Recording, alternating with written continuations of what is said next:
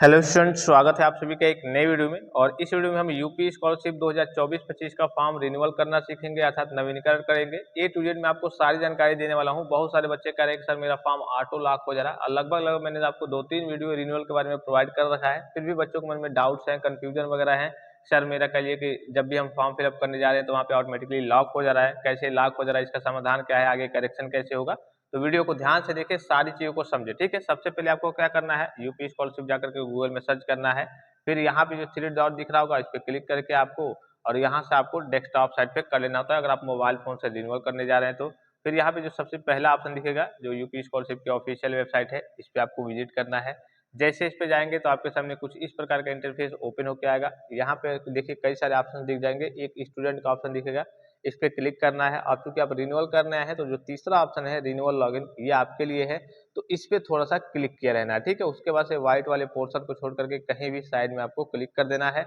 अब उसके बाद से आपके सामने चार ऑप्शन आएंगे। तो प्री मैट्रिक स्टूडेंट लॉगिन, पहला जो ऑप्शन है वो कक्षा 10 के रिन्यूअल के बच्चों के लिए है। इंटरमीडिएट स्टूडेंट लॉगिन, जो तो कक्षा 12 के बच्चे हैं उनके लिए कहिए कि रिन्यूअल का लॉगिन है, दूसरा जो ऑप्शन है।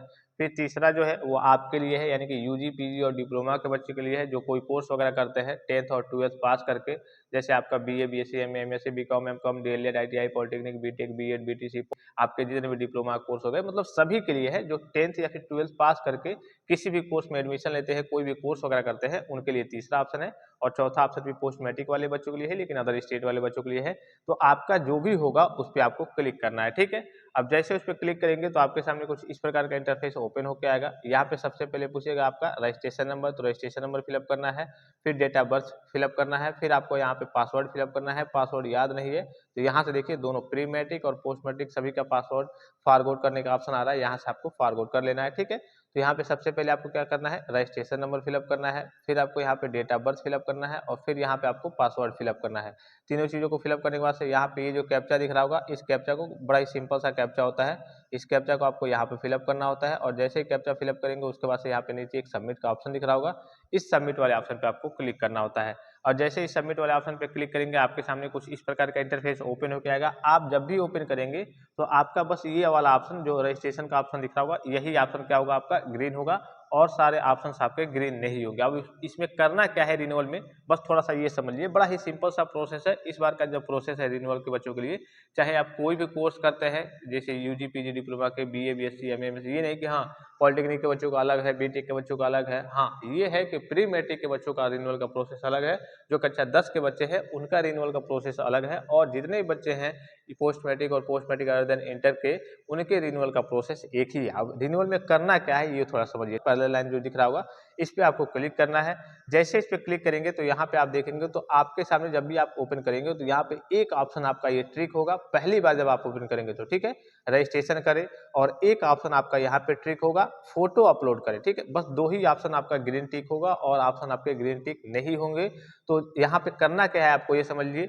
दूसरे ऑप्शन पे आप क्लिक करेंगे तो दूसरा ऑप्शन आपका ओपन नहीं होगा, तीसरे वाले ऑप्शन पे क्लिक करेंगे तो तीसरा वाला ऑप्शन भी आपका ओपन नहीं होगा, वो ग्रीन टिक नहीं होगा लेकिन ओपन नहीं होगा। ठीक है, चौथा ऑप्शन आपका एनपीसीआई सत्यापन है, तो इस पे आपको क्लिक करना है। जैसे इस पे क्लिक करेंगे एक चेक एनपीसीआई स्टेटस का ऑप्शन आएगा, उस वाले ऑप्शन पे आपको क्लिक करना है, और डायरेक्टली आपका, अगर आपका कहिए बैंक अकाउंट एनपीसीआई से मैप्ड होगा, ई केवाईसी वगैरह कंप्लीट होगा बैंक वगैरह अकाउंट में, तो आपका डायरेक्टली ई केवाईसी कंप्लीट होगा। और जैसे ई केवाईसी कंप्लीट होगा फिर रीडायरेक्ट होकर आपका बैंक आएगा, और फिर से आप देखेंगे तो यहाँ पे एनपीसीआई का सत्यापन ये टिक हो जाएगा, ये आपका ग्रीन टिक हो जाएगा, ये ग्रीन टिक हो जाएगा, ये ग्रीन टिक हो जाएगा, और ये ग्रीन टिक हो जाएगा। ठीक है, यहाँ तक फोटो अपलोड करे तक आपका ग्रीन टिक हो जाएगा। अब यहाँ पे समस्या इस बार क्या आ रही है बच्चों के सामने, जैसा कि आप सभी स्टूडेंट्स को मालूम है, मेन आपका होता है ये फॉर्म, नवीनीकरण आवेदन पत्र को संशोधित करें। क्या होता है आपका मेन होता है, इसी में आपका फॉर्म फिलअप होता है कि हाँ गत वर्ष का प्राप्तांक और पूर्णांक क्या है, मतलब कि पिछली बार आपका जो रिजल्ट आया था उसमें आप पास थे या फिर फेल है, या फिर आपकी बैक लगी है, कितने में आपने कितना पाया है। फिर आपका 2024 का एडमिशन का डेट क्या है, इस बार आपका एडमिशन किस डेट में हुआ है, वो डेट आपका मेंशन रहता है। जो भी आपका बोर्ड हो गया, आपकी यूनिवर्सिटी हो गई, उसका आपका रजिस्ट्रेशन नंबर रहता है, अर्थात उसका इनरोलमेंट नंबर फिलअप होता है, मतलब नॉर्मल से डिटेल्स फिलअप किए जाते हैं। तो ये ऑप्शन पोस्ट मैट्रिक और पोस्ट मैट्रिक अदर इंटर के बच्चों का ओपन नहीं होगा। यहाँ पे जैसे आप एनपीसीआई करेंगे तो उसके बाद से आपका फॉर्म लॉक होगा। ठीक है, आपका जैसे ही फॉर्म लॉक होगा तो ये ऑप्शन आपके ओपन नहीं होंगे, और नीचे तक यहाँ तक क्या हो जाएगा, आपका टिक हो जाएगा। फिर आपके पास डायरेक्ट ऑप्शन आएगा कि संस्था हेतु आवेदन प्रिंट करिए, यानी कि आपको अपना फाइनल प्रिंट करने का ऑप्शन आ जाएगा, उसको आपको प्रिंट करना है। यानी कि इस बार जो रिन्यूअल का प्रोसेस है आपको अपनी ओर से कुछ नहीं करना है, ठीक है। बस आपको कह लीजिए कि बैंक का ऑथेंटिकेशन वहाँ पे कि एनपीसीआई से मैप्ड है या फिर नहीं, वो कर लेना है। उसके बाद से डायरेक्टली आपका फॉर्म लॉक होगा और लॉक होने के बाद से आपके सारे फॉर्म कॉलेज के द्वारा फिलअप किए जाएंगे। जैसे कि आप सभी स्टूडेंट्स को मालूम है, जो अटेंडेंस का क्राइटेरिया आया है कि हाँ सभी बच्चों का अटेंडेंस के लिए 75% या फिर उससे ऊपर होना चाहिए। इससे कम रहता है तो आपका पैसा नहीं आएगा। तो पहले तो केवल अटेंडेंस कॉलेज वाले फिलअप करते थे, अब क्या करेंगे, अटेंडेंस के अलावा गत वर्ष के आपके प्राप्तांक, पूर्णांक, आप पास थे या फिर आपके बैक वगैरह लगे थे, इसके अलावा आपका एडमिशन किस डेट में हुआ है और आपका बोर्ड का एनरोलमेंट नंबर अर्थात रजिस्ट्रेशन नंबर क्या है, ये सारी चीजें अब कॉलेज के द्वारा फिलअप की जाएगी। आपको अपनी ओर से अपने स्तर से कुछ नहीं करना है, बस आपको अपना एनपीसीआई का वेरिफिकेशन करना है। एनपीसीआई का वेरिफिकेशन करेंगे, आपका फॉर्म क्या होगा, लॉक होगा। लॉक होने के बाद से ये जो ऑप्शन दिख रहा होगा संस्था हेतु आवेदन प्रिंट करें, बस इस वाले ऑप्शन पे आपको क्लिक करके और यहाँ पे दिख रहा होगा आपको, इस पे क्लिक करेंगे तो आपका फाइनल प्रिंट निकल जाएगा। और जैसे ही आपका फाइनल प्रिंट निकल जाएगा तो उस प्रिंट को लेकर के आपको कॉलेज में सबमिट करना होता है और कॉलेज में सबमिट करेंगे तो कॉलेज लेवल पे कहिए कि पोर्टल ओपन होगा और फिर से वो सारी चीजें वेरीफाई करेंगे, ठीक है। यहाँ पे जैसे कि आपको दिख रहा होगा जब आपका वेरिफिकेशन हो जाएगा तो यहाँ पे भी आपका ये भी वेरीफाई हो जाएगा, जो यूनिवर्सिटी से आपका वेरिफिकेशन होता है। यहाँ पे दिख रहा होगा इंस्टीट्यूट लेवल पे, ठीक है। तो यहाँ पे आपका पूरा डेटा दिखा देंगे वो कि हाँ गत वर्ष के प्राप्तांक, पूर्णांक क्या है। जैसे ही कॉलेज से फिलअप होगा यहाँ पे पूरा आपका स्टेटस शो होने लगेगा।